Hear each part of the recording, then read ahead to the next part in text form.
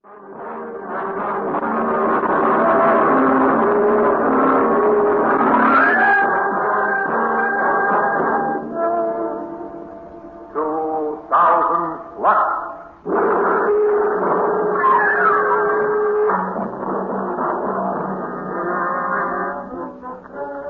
can say what is impossible in the world of tomorrow?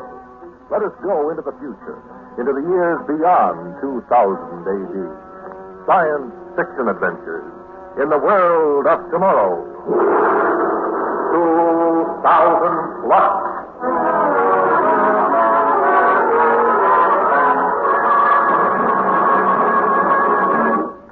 Today, the men from Mars.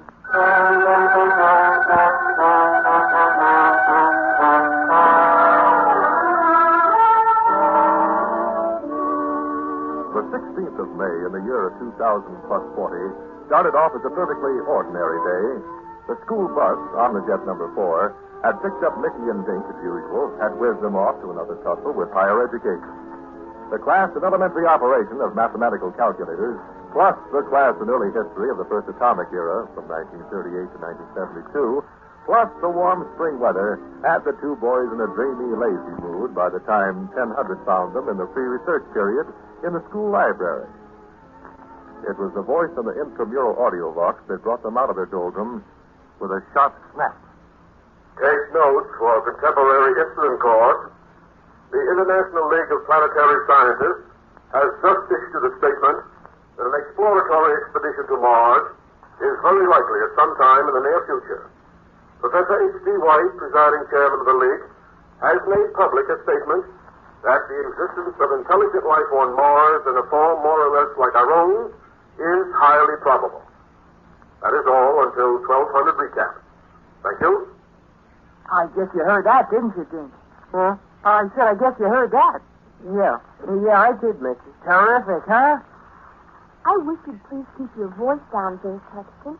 This is study period.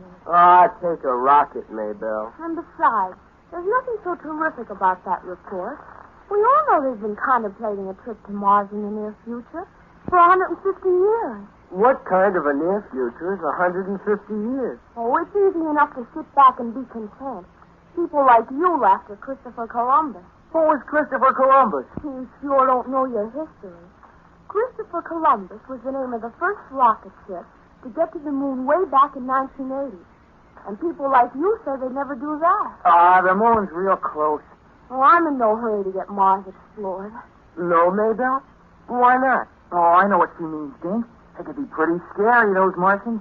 Their ears could be in their feet, and the eyes could be in the tops of their heads, and the mouths, for all I know, the mouths might be in the back of their necks. Oh, it just terrifies me. Nothing to be scared of. Well, if you'll excuse me, I've got to get to my aerologic class. Boy, we sure kidded her, didn't we?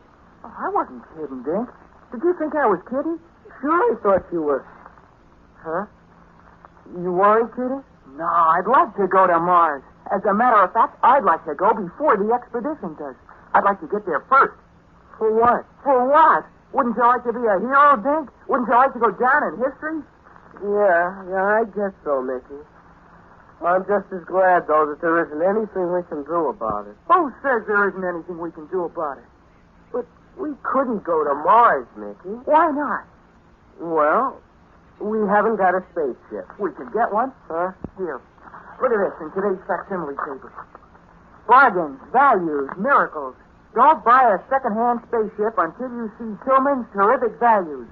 A 2020 BG Venus Voyager, 8-passenger, $900, like new. Huh, you see, we could just buy one. Except we haven't got $900. Thank goodness. Well, I got $60 I made last summer doing our job. And you got $45. But I'm saving that. Wait a second. Listen to this. 1989 N2 Rocket Cat, 3 passengers, $87.50. What could you expect? That's our boat. But, Mickey, it's bound to be a pile of junk. We can do a little work on it and put it in shape in no time. Besides, we'll have $17.50 to do it on. Mickey, do you want to go down in history, Dink Sexton? Yeah, but I'm a little uneasy about going up in an 8750 spaceship.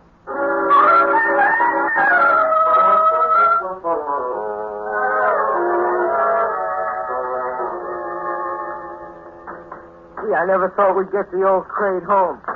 How's it shaping up, Mickey? Oh, it's great. Did you get that atomic battery off the re-energizer down at the fueling station? Oh, I got it right with me, Mick. Only, Mick. Yeah? I feel a little shaky about it. There's no sense pretending I don't. Oh, stop worrying. People have been doing this with old spacecraft for ages. Nah. Sure. Way back years ago, kids used to take second-hand rocket ships and do what they called, they're souping them up. I learned about it in History 5. You mean they made space snorters that long ago? Sure. Only they called them hot rods. That's funny. I didn't know they did any space traveling way back then. They did some kind of traveling. I saw a picture of one of their craft. They called it an aura bubble, A what? Aura bibble, or something like that. Oh, you mean an automobile? Yeah, that's it. Did they go through space in them? Where else could they have gone in them? Oh, I thought maybe they just traveled on the ground. Don't be silly. You use jet cars for traveling on the ground. That's right. Gee, Mickey, you're smart. Oh, you gotta apply yourself, Dink. That's all. You gotta apply yourself. Now, we just give this baby a little test. Hitch up that battery coil to the central explosion power. Right. There we are. Now, we throw the switch for a test. You ready? All set. How's that, Dink? Gee, that's terrific. Shall I try the retarding rocket? Go ahead. Okay, cut it. Well, Dink, it looks like we're in business. Yep. Well, maybe next summer sometime we can cut out and take a stab at reaching Mars and then... Dink, Yeah? we're gonna take that stab tomorrow night. Tomorrow night, Mickey? Yes, sir, tomorrow night. But, gee, we could get in a lot of trouble. What trouble? We might get picked up by the Space Patrol. People ain't allowed to go sizzling around in space without a permit. And least of all in a second-hand job like this. Dink, Yeah? remember what my old man does for a living? Sure, he's a space cop, which would make it all the worse for you if he caught you. It would be plenty bad for me. But he's gonna catch me. How can you keep him from it? I can find out where he's gonna be and use a planet channel as far from there as possible. Do you think he'll tell you where he's going to be? Oh, he's going to, Dink. You just wait till tonight.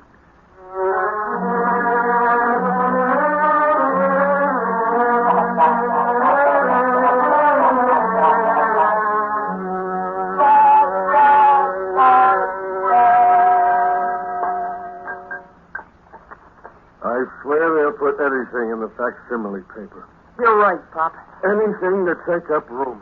Pop, you're absolutely right. Yeah. Here comes some high-frequency scientist with a single-cell brain sounding off about how we should build defenses against an attack from Mars.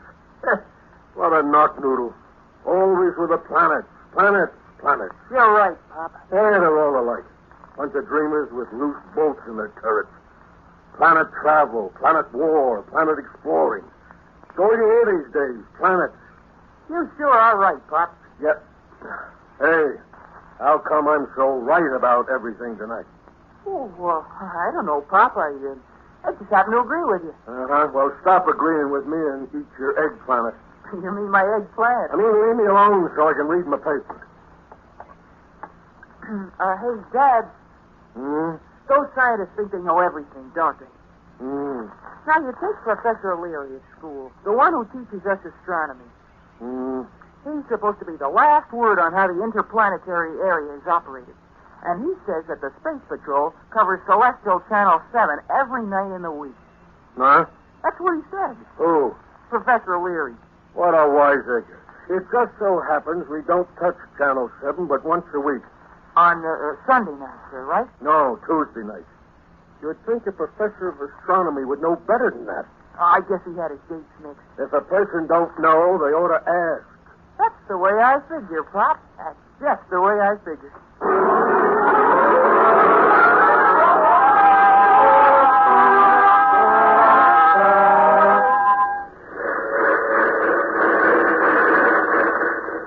Gee, Mickey, we did it. We're on our way, Dink. You sure we won't run into the Space Patrol? Didn't I tell you I found out from my old man last night? Watch this baby go. I'm going to throw her into super explosion. Lower the pressure gauge, Dink. Yes. Light and flat, Rocketeer, I'm letting her out. Okay.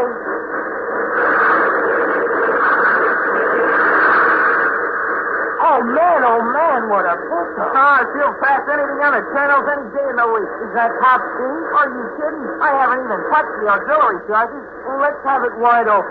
Oh, we're doing about 2,400 MPH right now. Let's see if she'll hit 3,000. Okay, you asked for it. Hey, Mickey. Yeah? Where are we at? Channel 7. How far out in the stratosphere? Stratosphere? Oh, man, you're a back number. We've been out of the stratosphere for a good 10 minutes now. Look behind you. See, it's just a pinpoint. We're sizzling by. We're cutting with magnitude. Yay! Do it again. This is a light. This is just strictly out of sight and on our own. Hey, high and clear, free and high. Sizzling, man. Sizzling. What is it? Take a look. Off to the left there. Where? Where I'm pointing. Where you're pointing? Oh, smoke. What is it? I don't know. Couldn't be a comet, could it? No, comets have got tails. Besides, it's steering its own course, you see? Miss, it's heading straight into it. It's heading... It's throwing a static beam. Let's go. Everything's come to a stop. I can't get a peep out of this thing. I can't... They're going to crash into it. Why don't they get back? Get back! Oh, dang, sound doesn't carry through space. There's no air outside. They can't hear you. It costs nothing to yell. Get back! Get back! Maybe they did hear you. Anyhow, they stopped. That's some weird ship. That's the biggest, most deadly-looking thing I ever saw. Look, what are they doing? They're opening up the whole front end, like a huge mouth. Dink, Mickey, we're moving. We're moving toward them. I thought the power was dead. No, we're not moving on power. We're getting drawn in. No, they're sucking us in, like a whale sucks in little fishes. Mickey, we gotta do something. We gotta do something. What can we do? We're going in. We're going in. Mickey! Mickey!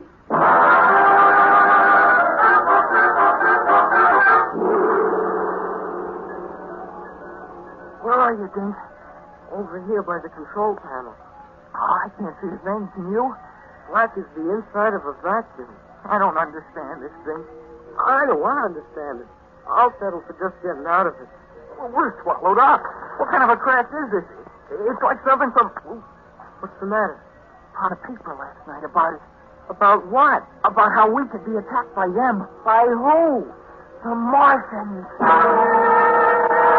Hey, the lights went on. In the dark. I'm blinded. I can't see a thing. Open your hatch and come out. Who is that? I don't know. But I got a feeling we better do as we're told. Come out. Mickey? You heard me. Come out. Walk up on the platform in the light. Gosh, men from Mars. Are you from Mars? Yes, we are from Mars. Dang, and rocket smoke. What are you doing out here in space, Earthmen? We just thought we'd take a trip to Mars. Dink means we just thought we'd do a little joyriding. There is little joy for Earthmen who cruise outside their stratosphere. This is no man's land, Mickey Turner. Did you hear?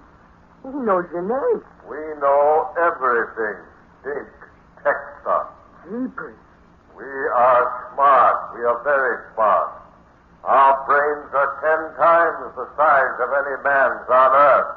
Remember what I told you, Dink? They got telepathic intelligence. They know what's in your mind before you open your mouth.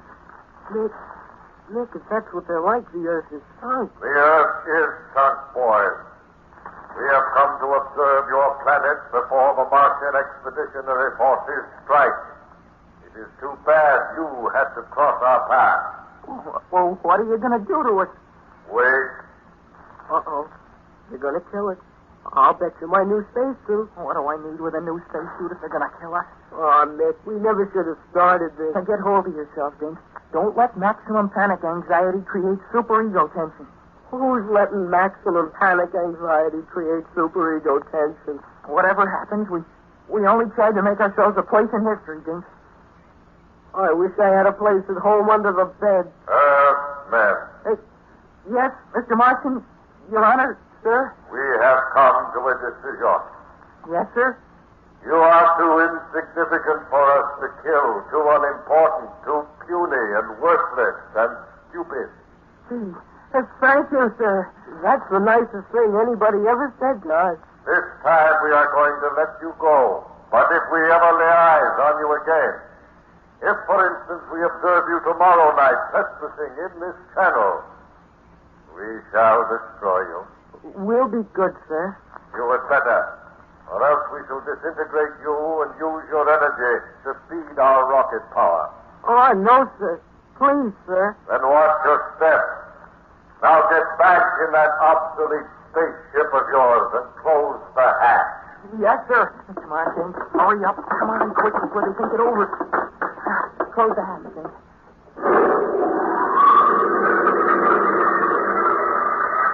Burrow, open our hatch.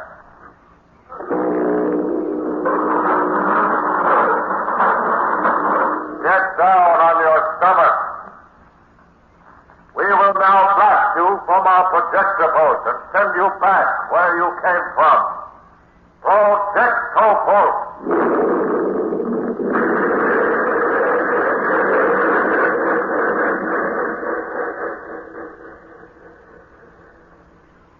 Good night, Earthmen.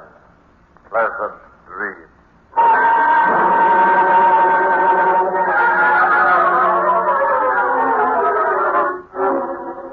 Dink. Oh, gee, that was some trip down. You better close the hangar doors. We don't want anybody to see this space snorter. No, I guess we don't. I was just thinking, Rick. Yeah, I know. Were you thinking, too? Uh-huh. Same thing as me? I guess so. What are we going to do? I don't know yet. We know something that nobody else in the world knows. Yeah.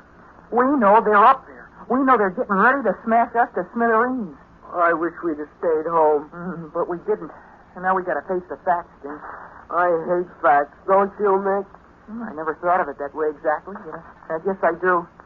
Gee, if we tell, we got to also tell that we went up in the space snorter. My old man's going to raise supersonic blazes with me. Mine's going to blow the roof off. But still, we got to look at it like Earth citizens. We can't just keep our mouths shut and let the Martians take everybody by surprise. I guess we can't. Are you going to tell? I don't see any other way out. Maybe they won't have time to raise blazes with us. Maybe they'll be too busy getting ready to fight them off.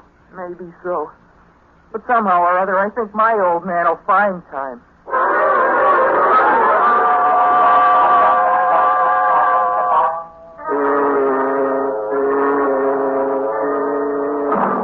Mickey, what are you giving me here? I tell you, we saw them. Oh, yeah? Yeah, Pop. Pop, you gotta believe me. What do they look like, these Martians? Well, we didn't get a good look on account of the lights and all. Now, listen, you're trying to play on my sympathy with this tall story of yours. You think you could pull the wool over my eyes. Nah. I knew you bought that old crate. You did? Why, sure I did. Tillman told me just before I went on duty tonight. You think he's going to sell a jalopy like that to a space cop's son without even reporting it? Oh, gee, I never even thought of it. Oh, yes, you did. Probably didn't hit you until you was on your way back. So you make up a yarn to steer me off from giving you what you deserve. No, Pop, it ain't like that. They're there, Pop. They're up there spying. They're getting ready to take over the world. Oh, you gotta believe me. You gotta. Look, you might as well stop garbling. You'll get no allowance for a solid month, Mickey. And if I was Dink's father, I'd give him the same treatment. Oh, stop. Okay. Now, will you just sit down and let me tell you about the Martians? Mickey? Gee, Dad, won't you just sit down for a minute? No. You mention those Martians to me one more time, I'll see to it that you won't sit down for a week.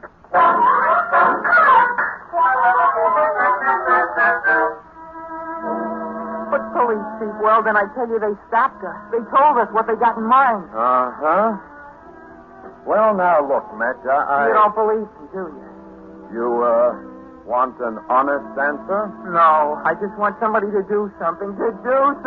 Well, I'm going to do something. What? I'm going out to lunch.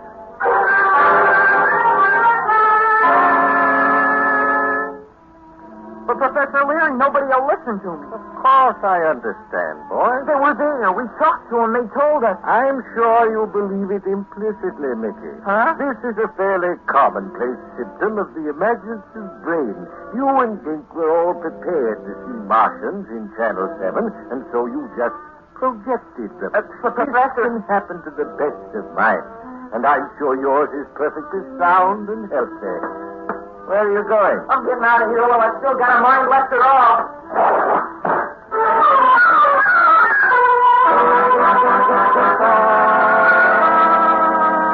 And then what did they do, Mickey? Oh, what difference does it make, Maybelle? Well, I'm just asking, Mickey. You mean you believe us? Of course I do. Hey, couldn't you persuade your daddy to take the patrol up tonight? What good would that do? Well, don't you remember what you said? What? That they told you that if you dared to come back tonight, they'd destroy you. Yeah? Well, that means they're going to be there tonight, don't it? No, that won't work. Why not? He won't go. That's why not. As a matter of fact, he told me I better not even mention the Martians to him again. He sure makes me mad. And my pop makes me madder. They'll see. They'll start moving when it's too late. When the Martians have taken their homes and their wives and their kids. Bart, now listen. If we went up tonight, and after we were gone a half an hour or so, Maybelle went to my pop and told on us. Oh, no. Oh, why not? Because your pop would call my pop, and they'd get the space patrol and come up, and, gee, they'd spank coins on it. No, they'd be too busy rescuing us from the Martians. You mean we'd let them take us again? Exactly. It's the only chance we got. But You want to go down in history, don't you? You want to be remembered in the future, don't you? I'm getting so I can take it or leave it alone, Nick. We can't afford to think of ourselves now, Dink. We got to prove what we saw. Maybelle, Yes, Mick? at 20:30 tonight, I want you to go see my pop. Tell him we're up Channel 7 in an old space snorter. Tell him it's against the law, and he ought to go and get us and bring us back and teach us a lesson. Will you do that? Yes, Mick. And Maybelle, Yeah, Dink? tell them to come in a hurry, or there may not be enough left of us to teach us a lesson on.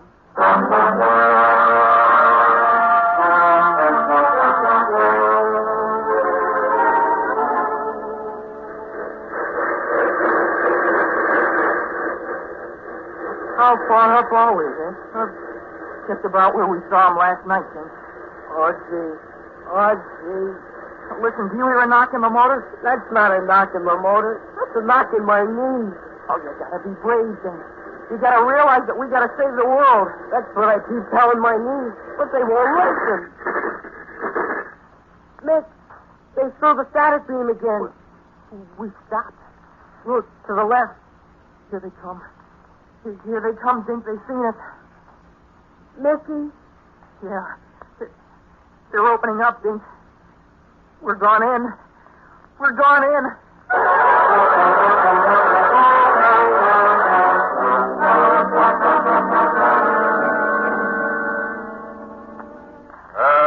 There.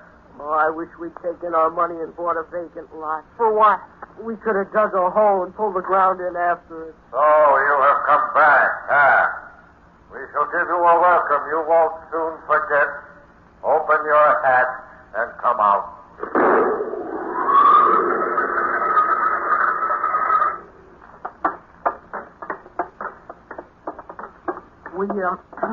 We just thought we'd come up and see you again. You're spying. Oh, no, sir. Sure, that's fine. What else? You should have caught wise and listened to me. Quiet, Burrow. Hard to one. Why did we knock him off last night when we had the chance? That'll do, Burrow. Give the word right off the bat. Gee.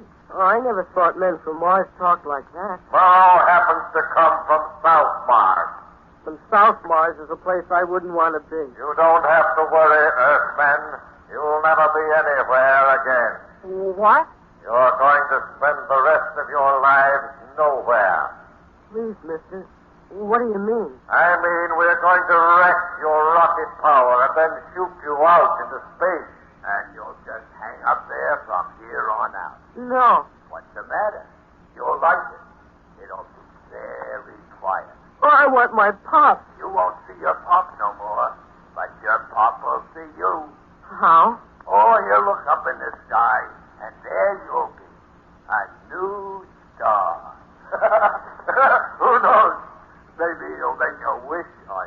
giving these creatures too much time. Disintegrate their rockets, Burrow. Sure, Dink.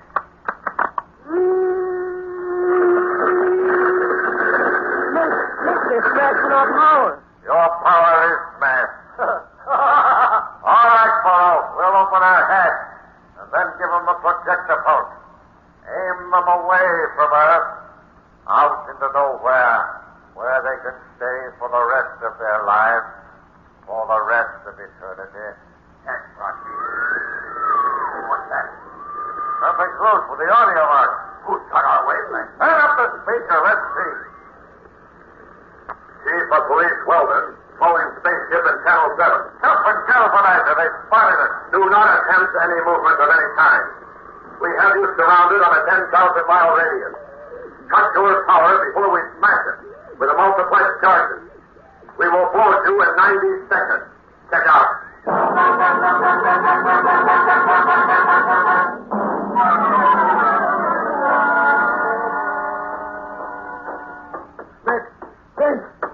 Mickey, here we are, Pop. Here we are. Oh, thank heaven, thank heaven. Are you okay? We're okay, Mr. Turner. Oh, good. Only if you hadn't come when you did, we would have been just one more star in the sky. You have no authority here. Earthmen, we are subjects of Mars. Go on, Vince Bucky. I know you and your one-cylinder pal, Bugsy Morrow. You're men from Mars like I'm a turbojet transport.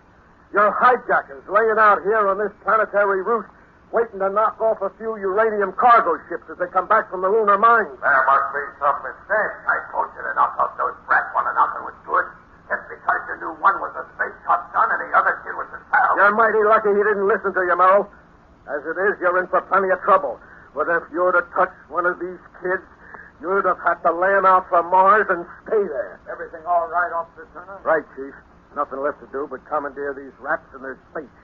I arrest you on my authority as Chief of the Space Patrol. Take him, then. And you two kids are coming back to Earth, where you're gonna get exactly what you deserve.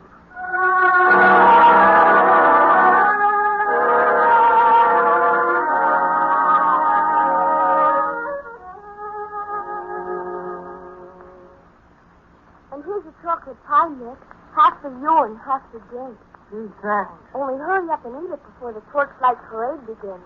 They're going to carry you on their shoulders to the square.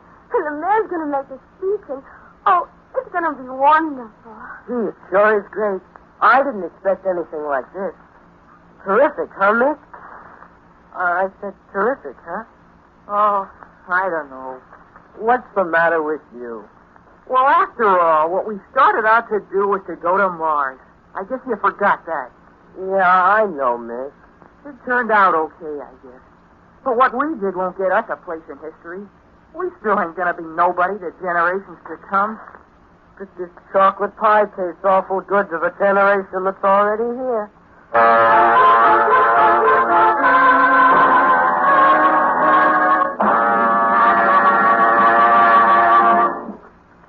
Next week, another exciting story from the world of tomorrow. 2000 Plus presents The Diamond Helmet. 2000 Plus is produced by Sherman H. Dreyer and Robert Wen Olson. In today's story, Ronnie Lift played Mickey, Ronnie Jacoby was Dink, Colette McMahon was Maybelle, Ed Latimer was the father, John Griggs was Bocce, and Sandy Bickert was Murrow. Script by Peter Berry. The orchestra was conducted by Emerson Buckley, music composed by Elliot Jacoby. Sound effects by Walt Shaver and Adrian Penner. This is Bob Emmerich speaking. This program came to you from New York.